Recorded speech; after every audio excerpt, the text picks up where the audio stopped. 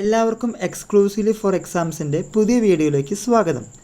ഇപ്പോൾ നമ്മൾ ചെയ്തുകൊണ്ടിരിക്കുന്നത് LP-UP അസിസ്റ്റൻറ്റ് എക്സാം ഓറിയൻറ്റേഷനാണ്.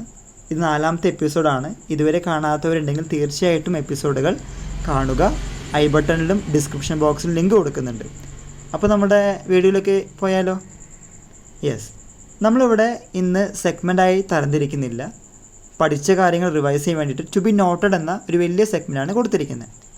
ആദ്യത്തേത് 5 E's ആണ്. നമ്മൾ ഓൾറെഡി 5 E ഇൻസ്ട്രക്ഷണൽ മോഡൽ, വൈജ്ഞാനിക മണ്ഡലത്തിലുള്ള ഇൻസ്ട്രക്ഷണൽ മോഡൽ പഠിച്ചിട്ടുണ്ട്.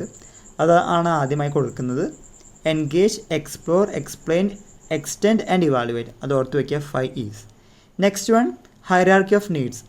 ഹ്യൂമനിസ്റ്റിക് അപ്രോച്ചിൽ 2 പേരുടെ പേര് നമ്മളിപ്പോൾ ഓർക്കേണ്ടതാണ്. ഒന്നാമത്തത് എബ്രഹാം മാസ്ലോ, രണ്ടാമത്തത് കാൾ റോജേഴ്സ്. എബ്രഹാം മാസ്ലോൻ്റെ ഒരു തിയറി നമുക്ക് പറയാം, ഹൈറാർക്കി ഓഫ് നീഡ്സ്. നമ്മളൊരു പിരമിഡായിട്ട് പഠിച്ചിട്ടുണ്ടാവും. ഏറ്റവും അവസാനം വരുന്നത് ഏതാണ്?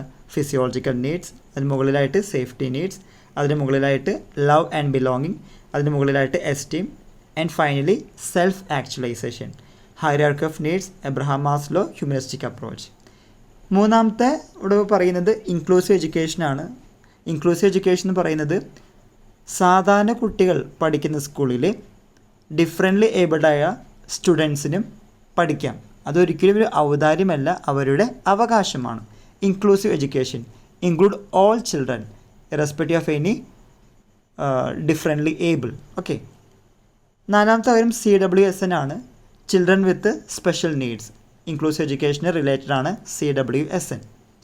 അടുത്തത് IQ ചാർട്ടാണ്. നമുക്കറിയാം ഇൻ്റലിജൻസ് ക്വോഷ്യൻ IQ ചാർട്ട്. അതിൽ 1 മുതൽ 24 വരെ IQ ഉള്ളവരെ പ്രൊഫൗണ്ട് എന്ന് പറയുന്നു. 25 to 39 severe, 40 to 54 moderate, 55 to 69 mild, 70 to 84 border line, 85 to 114 average, 115 to 129 above average, 130 to 144 moderately, 145 to 159 highly gifted, 160 to 179 exceptionally gifted, 180 and up profoundly gifted. അപ്പോൾ IQ എന്താണ്? Intelligence ക്വോഷ്യൻ. IQ പോലെ കുറച്ച് quiz ഉണ്ട്, നമുക്കറിയാം ഏതൊക്കെയാണ്. EQ ഉണ്ട്, SQ ഉണ്ട്. EQ എന്നാണ് ഇമോഷണൽ ക്വോഷ്യൻ്റ്. അതിൻ്റെ ഡാനിയൽ ഗോൾമാൻ്റെ കാര്യങ്ങളൊക്കെ നമ്മൾ പഠിച്ചിട്ടുണ്ട്. സ്പിരിച്വൽ ക്വോഷ്യൻ്റ് ഉണ്ട്. അപ്പോൾ ഈ കാര്യങ്ങളൊക്കെ ഓർത്ത് വയ്ക്കുക. നെക്സ്റ്റ് വൺ ലേണിംഗ് ഡിസബിലിറ്റി ആണ്. പഠന വൈകല്യങ്ങൾ നമ്മൾ ഓൾറെഡി ഇപ്പോൾ കുറേ അധികം പഠിച്ചിട്ടുണ്ട്, പഠന വൈകല്യത്തെ കുറിച്ചിട്ടൊക്കെ. ഡിസ്ലെക്സിയ പറയുകയാണെങ്കിൽ ഡിസബിലിറ്റി ഇൻ റീഡിങ്. ഡിസ്ഗ്രാഫിയ എന്ന് പറയുകയാണെങ്കിൽ ഡിസബിലിറ്റി ഇൻ റൈറ്റിംഗ്. ഡിസ്കാൽക്കുലിയ എന്ന് പറയുകയാണെങ്കിൽ disability in arithmetic or calculation. അത് ഓർത്ത് വയ്ക്കുക. പിന്നെ മോട്ടിവേഷൻ പറയുകയാണെങ്കിൽ എക്സ്ട്രിൻസിക് ഉണ്ട്, ഇൻട്രിൻസിക് ഉണ്ട്. എക്സ്ട്രിൻസിക് പറയുകയാണെങ്കിൽ എക്സ്റ്റേണൽ ഫാക്ടേഴ്സാണ്, എക്സ്റ്റേണൽ ഡിസൈർസ്. ഇപ്പോൾ ഒരാൾ നമ്മൾ പ്രൈസ് ചെയ്യുക, പാറ്റ് ചെയ്യുക, അതൊക്കെ എക്സ്ട്രിൻസിക് ആണ്. ഇൻട്രിൻസിക് പറയുകയാണെങ്കിൽ ഇൻറ്റേർണൽ ഫാക്ടേഴ്സാണ് ഓർത്ത് വയ്ക്കുക. NCF പറഞ്ഞാൽ എന്താണ്? National curriculum framework. NCF എന്ന നാഷണൽ കരിക്കുലം ഫ്രെയിംവർക്ക്. KCF എന്താണ്? Kerala curricular framework. അപ്പോൾ NCFും KCF ഒക്കെ പഠിച്ചു വയ്ക്കുക. ദെൻ നെക്സ്റ്റ് വൺ കമ്മീഷനാണ്. നമ്മൾ കമ്മീഷനൊക്കെ കുറേ അധികം പഠിച്ചിട്ടുണ്ട്. ഏതൊക്കെയാണ്? Radhakrishna commission, Mudaliar commission, Kothari commission. അതായത് ക്രമം 48, 49, 1948, 49, 52, 53, 64, 66. അപ്പോൾ അതിൻ്റെ കമ്മീഷനും അതുപോലെ തന്നെ അതിൻ്റെ ഇയറും പഠിച്ചു വയ്ക്കുന്നത് നല്ലതാണ്. പിന്നെ NEPക്ക് അറിയാലോ, നാഷണൽ എഡ്യൂക്കേഷണൽ പോളിസി. ആദ്യം പറയുകയാണെങ്കിൽ 1964, സെക്കൻഡ് വൺ 1986, തേർഡ് വൺ 2020. ഇപ്പോൾ കസ്തൂരംഗ റിപ്പോർട്ട് വന്നിട്ടുണ്ട് NEP. അപ്പോൾ അങ്ങനെയാണ് കമ്മീഷൻ്റെ കാര്യം പറയാനുള്ളത്. പിന്നെ അടുത്ത് പ്രൊജക്റ്റ് ടെസ്റ്റ് ഓഫ് പേഴ്സണാലിറ്റി ആണ്. പേഴ്സണാലിറ്റി അളക്കാനുള്ളൊരു ടെസ്റ്റുകളുടെ കാര്യം പറയാം. അത് നിങ്ങൾ പഠിച്ചിട്ടുണ്ട്, അത് ഓർക്കുക. റോസ്കാക് ഇങ്ക്പ്ലോ ടെസ്റ്റ്, 10 കാർഡ് കൊടുക്കുന്നൊരു കാര്യം ഓർക്കുന്നുണ്ടാവും അല്ലേ? 5 card. Next one thematic apperception test. ഇപ്പോൾ 2 ടെസ്റ്റിൻ്റെ കാര്യം പറയുന്നുണ്ട്. കുറച്ചധികം ടെസ്റ്റുകളുണ്ട്. അപ്പോൾ ടെസ്റ്റുകൾ ഓർത്ത് വയ്ക്കുക. Projective test of personality. NCERT full form അറിയില്ല എല്ലാവർക്കും. National council of educational research and training. അതൊരു ഓട്ടോണോമസ് ഓർഗനൈസേഷനാണ്. എസ്റ്റാബ്ലിഷ് ചെയ്തിരിക്കുന്നത് 1961. SCERT ഇതേപോലെ state council of educational research and training, ഒരു ഓട്ടോണോമസ് ഓർഗനൈസേഷനാണ് SCERT. മൂക്ക് നമുക്കറിയാം, മാസീവ് ഓപ്പൺ ഓൺലൈൻ കോഴ്സ്. ഇപ്പോൾ മൂക്കിൽ കുറേ അധികം ഓൺലൈൻ കോഴ്സസ് അവൈലബിൾ ആണ്. COVID-19 സിറ്റുവേഷൻ കൂടിക്കൊണ്ടിരിക്കുകയാണ്. 21st സെഞ്ച്വറിയിൽ നമ്മൾ പലപ്പോഴും ഇങ്ങനത്തെയുള്ള ICT കൂടുതലായിട്ട് വരാറുണ്ട്. അപ്പോൾ മൂക്കിൻ്റെ ഫുൾ ഫോം ചോദിക്കാൻ സാധ്യതയുണ്ട്, അബ്രിവേഷൻ ചോദിക്കാൻ സാധ്യതയുണ്ട്. മാസീവ് ഓപ്പൺ ഓൺലൈൻ കോഴ്സ്, അതാണ് മൂക്ക് കൊണ്ട് ഉദ്ദേശിക്കുന്നത്. രമേശ് പൊക്രിയാൽ പറയുകയാണെങ്കിൽ നമ്മുടെ HRD മിനിസ്റ്ററാണ്, ഹ്യൂമൻ റിസോഴ്സ് ഡെവലപ്മെൻറ്റ് മിനിസ്റ്ററാണ് രമേശ് പൊക്രിയാൽ നിശാങ്ക്. ഇപ്പോൾ HRD എന്ന പേര് മാറ്റി ഇപ്പോൾ വേറെ എഡ്യൂക്കേഷൻ മിനിസ്ട്രി ആക്കാൻ പോകുന്നുണ്ട്. പ്രൊഫസർ C രവീന്ദ്രൻ എന്ന് പറയുകയാണെങ്കിൽ കേരളത്തിലത്തെ വിദ്യാഭ്യാസ മന്ത്രി, അതാണ് പ്രൊഫസർ C രവീന്ദ്രനാഥ്. ഇനി അടുത്തത് long walk to freedom, Mein Kampf. ഇതൊക്കെ ഓട്ടോബയോഗ്രഫീസ് ആണ് കേട്ടോ. ഇപ്പോൾ ഓട്ടോബയോഗ്രഫീസ് പഠിച്ചു വയ്ക്കുക. എന്തായാലും 1-2 ക്വസ്റ്റ്യൻ ചോദിക്കാൻ സാധ്യതയുണ്ട്. പിന്നെ നമുക്ക് ഇന്ത്യ ഡിവൈഡഡ് അങ്ങനത്തെ ബുക്കുകൾ, doctor Rajendra Prasad India divided, അങ്ങനെ കുറേ അധികം ബുക്സുകളുണ്ട്. ഇപ്പോൾ ഓട്ടോബയോഗ്രഫീസും പിന്നെ ഈ കുറേ അധികം ബുക്കുകൾ, പല മഹാന്മാർ എഴുതിയ ബുക്കുകളൊക്കെ റിവൈസ് ചെയ്യുക. അതും ചോദ്യങ്ങളായിട്ട് വരുന്നത് കാണുന്നുണ്ട്. ചിപ്കോ മൂവ്മെൻറ്റ് അറിയാലോ. ചിപ്കോ മൂവ്മെൻറ്റ് പറയുന്നത് മരങ്ങൾ വെട്ടാതിരിക്കുക, നമ്മൾ protest against cutting of trees ഒക്കെ ഉണ്ട്. സുന്ദർലാൽ ബഹുഗുണ, അതന്നെ സുന്ദർലാൽ ബഹുഗുണൻ്റെയാണ് ചിപ്കോ മൂവ്മെൻറ്റ്. ചിപ്കോ മൂവ്മെൻറ്റ് എന്ന് പറയുമ്പോൾ എപ്പോഴും ആദ്യം ഓർമ്മ വരുന്നത് സുന്ദർലാൽ ബഹുഗുണ, അതാണ്. ആദ്യം വേറൊരു പേരിലായിരുന്നു, പിന്നീടാണ് ചിപ്കോ മൂവ്മെൻറ്റ് സുന്ദർലാൽ ബഹുഗുണൊക്കെ എത്തുന്നത്. റീസണിങ്, ഇപ്പോൾ നമ്മൾ മാക്സിമം ക്വസ്റ്റ്യൻസ് വരാറുണ്ട്. അപ്പോൾ റീസണിങ് ക്വസ്റ്റ്യൻസ് തീർച്ചയായിട്ടും വർക്കൗട്ട് ചെയ്യുക. ബോട്ട് മാസ് അറിയാലോ, മാത്സിൽ വരുന്ന വേറെ ഒരു രീതിയാണ് ഇത്. Bracket, other, division, multiplication, addition, subtraction. അപ്പോൾ ബോട്ട് മാസ് ക്വസ്റ്റ്യൻസ് ഓർത്ത് വയ്ക്കുക. CF ട്രാൻസ്ക്രിപ്റ്റ് അറിയാമെന്ന് വിചാരിക്കുന്നു. അപ്പോൾ അതിൻ്റെ ക്വസ്റ്റ്യനും സാധ്യതയുണ്ട് വരാൻ. ആർട്ടിക്കിൾ കുറേയധികം ആർട്ടിക്കിൾ ഉണ്ട്. നമ്മൾ ഓൾറെഡി കഴിഞ്ഞ എപ്പിസോഡിൽ പറഞ്ഞിട്ടുണ്ട് ആർട്ടിക്കിൾ. അപ്പോൾ ആർട്ടിക്കിളെ കുറിച്ച് ഓർത്ത് വയ്ക്കുക. അപ്പോൾ എക്സാമ്പിൾ പറയുകയാണെങ്കിൽ ആർട്ടിക്കിൾ 17 അൺടച്ചബിലിറ്റി, ആർട്ടിക്കിൾ 24 പറയുകയാണെങ്കിൽ നമുക്കറിയാവുന്ന കാര്യമാണ്.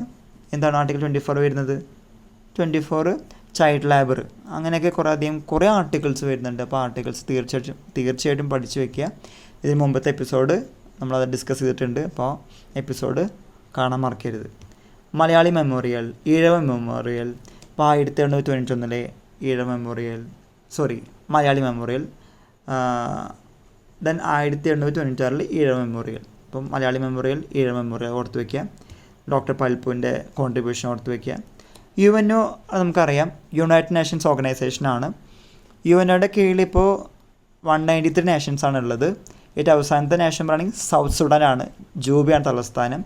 പിന്നെ കുറേ ഒബ്ജക്റ്റീവ്സ് ഉണ്ട്, ആ കാര്യങ്ങൾക്ക് ഓർത്ത് വയ്ക്കുക. ദെൻ CaSO4 2H2O, അത് നമുക്കറിയാം പ്ലാസ്റ്റർ ഓഫ് പാരീസിൻ്റെ സയൻറ്റിഫിക് ഫോമുല ഇവിടെ കൊടുത്തിരിക്കുന്നത്. അപ്പോൾ സയൻറ്റിഫിക് ഫോമുലകൾ പഠിച്ചു വയ്ക്കാൻ നല്ലതാണ്. സ്യൂഡോണിയം എന്ന് പറയുന്നത് തൂലിക നാമങ്ങളാണ്. അത് ഇംഗ്ലീഷിലും വരാം, മലയാളത്തിലും വരാം കേട്ടോ. കൂടുതലായിട്ട് വരാറുള്ളത് മലയാളത്തിലാണ്. ഇപ്പോൾ എക്സാമ്പിളായിട്ട് പറയുന്നത് VV അയ്യപ്പൻ്റെ കോവിലൻ, PC കുഞ്ഞിക്കുട്ടൻ അല്ലേ, ഉറൂബ്, പിന്നെ P സച്ചിദാനന്ദൻ ആനന്ദ്, MK മേനോൻ വിലാസിനി. അപ്പോൾ സ്യൂഡോണിയം പഠിച്ചു വയ്ക്കുക, തൂലിക നാമങ്ങൾ. അതെന്തായാലും പരീക്ഷയ്ക്ക് വരാറുണ്ട്. റിട്ട് എന്ന് പറയുമ്പോൾ നമുക്കറിയാം 5 തരം റിട്ടുകളാണ് ആകെയുള്ളത്. Habeas corpus, mandamus, certiorari, prohibition, quo warranto. ഇപ്പോൾ റിട്ടുകളും പഠിച്ചു വയ്ക്കാം. For the game for the world, FIFA. അടുത്തായിട്ടിപ്പോൾ FIFA വേൾഡ് കപ്പൊക്കെ വരും. അപ്പോൾ ഇവിടെ for the game for the world just ഒരു ഓർഗനൈസേഷൻ, അതിൻ്റെ ഒരു ആപ്തവാക്യമൊക്കെ പറഞ്ഞു എന്നുള്ളൂ. അപ്പോൾ ഇങ്ങനത്തെ കാര്യങ്ങൾ പരീക്ഷയ്ക്ക് വരാൻ സാധ്യതയുണ്ട്. അറ്റ്മോസ്ഫിയർ ലെയേഴ്സ് എന്ന് പറയുമ്പോൾ തെർമോസ്ഫിയർ ആണോ ആദ്യം? അല്ല. Troposphere, tropopause, stratosphere, stratopause, mesosphere, thermosphere, ionosphere, exosphere. അപ്പോൾ അറ്റ്മോസ്ഫിയർ ലെയേഴ്സിൻ്റെ ഓർഡറും പഠിച്ചു വയ്ക്കാം കേട്ടോ. ആദ്യം എന്താണ്? ട്രോപ്പോസ്ഫിയർ, അവസാനം എക്സോസ്ഫിയർ വരെയുള്ള ആ അറ്റ്മോസ്ഫിയർ ലെയേഴ്സും പഠിച്ചു വയ്ക്കാം. പിന്നെ ഐസോടോപ്പും ഐസോബാറും. ആറ്റോമിക് നമ്പർ സെയിം ആകുമ്പോൾ മാസ് നമ്പർ ഡിഫറൻ്റ് ആയിരിക്കും, അതാണ് ഐസോടോപ്പ്. അതിൻ്റെ നേരെ ഓപ്പോസിറ്റാണ് isobar.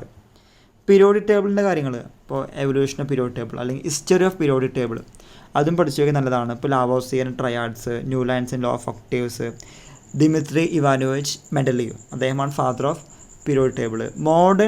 Father of modern periodic table ഇപ്പോൾ ചോദിക്കുകയാണെങ്കിൽ മോസ്ലിയാണ്. അപ്പോൾ പീരിയോഡിക് ടേബിളിൻ്റെ ക്വസ്റ്റ്യൻസ് ഓർത്ത് വയ്ക്കുക. 1 വരെയുള്ള ആറ്റോമിക് നമ്പർ പഠിച്ചു വയ്ക്കുക.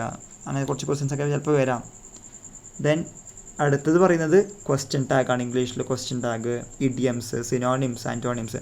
സിനോണിംസ് പറഞ്ഞത് പര്യായങ്ങൾ, ആൻറ്റോണിംസ് എന്ന് പറയുന്നത് വിപരീതങ്ങൾ. അപ്പോൾ ഇംഗ്ലീഷിനും കുറേ ക്വസ്റ്റ്യൻസ് വരാറുണ്ട്. പ്രത്യേകിച്ച് ടെൻസ് ഓർത്ത് വയ്ക്കുക.